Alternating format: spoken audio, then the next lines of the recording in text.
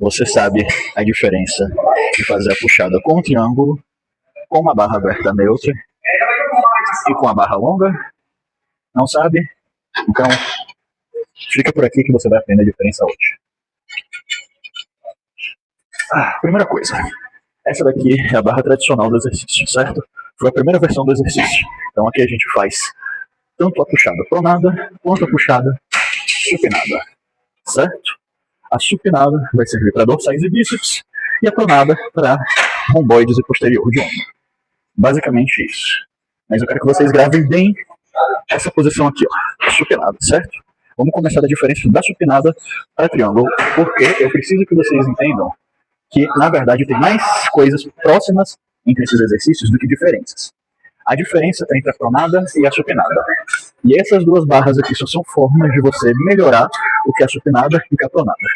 A barra triângulo ela é uma versão do movimento muito próxima à supinada. Olha como a minha mão está próxima ao que seria a posição da supinada, certo? Isso quer dizer o quê? Esse movimento aqui é muito eficiente para dorsal.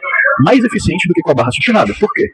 Porque minha mão está numa posição neutra e isso faz com que o meu bíceps não ative tanto quanto nessa posição, onde eu tenho maior flexão de cotovelo. Mais fácil contrair o bíceps assim do que assim.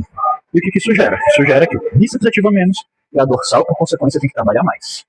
Então, entre a remada, a puxada supinada e a puxada triângulo, a diferença está na ativação de bíceps, certo? Mas é quase o mesmo movimento. Se tiver as duas no seu treino, faz só com triângulo. Agora, a puxada aberta com pegada neutra. A puxada aberta com a pegada neutra vai ser muito parecida com a puxada pronada, certo? Por quê? Meu cotovelo está paralelo com meus ombros, eu estou fazendo um movimento que é de muito maior flexão de ombros do que de flexão de bíceps, então é um movimento muito mais para o upper back. Só que a minha mão está numa posição neutra. Eu continuo diminuindo a ação do meu bíceps, só que eu estou intensificando a ação de posterior de ombro, porque esse movimento permite que eu jogue meu cotovelo na curva, certo? Por conta da minha mão estar numa posição pronada. Se a minha mão tivesse uma posição pronada, em vez de uma posição neutra, o que aconteceria? Esse movimento aqui, ó, ele acaba mais cedo, né? Mas se a minha mão está numa posição neutra, eu consigo arrastar ele mais para dentro, o que faz com que eu tenha maior contração dessa região chamada upper back, que é basicamente romboide, trapézio posterior de ombro. Beleza?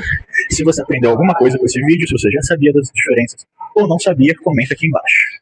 Curte para aumentar o compartilhamento, aumentar o alcance e, por favor, envia para aquele seu amigo maromba que treina torto, para ele saber as diferenças e não treinar mais tão torto, ou para o seu amigo que está começando agora para evitar que ele treine torto. Valeu, gente. Gostou do conteúdo? Segue a gente, compartilha e essas coisas todas que vocês já sabem.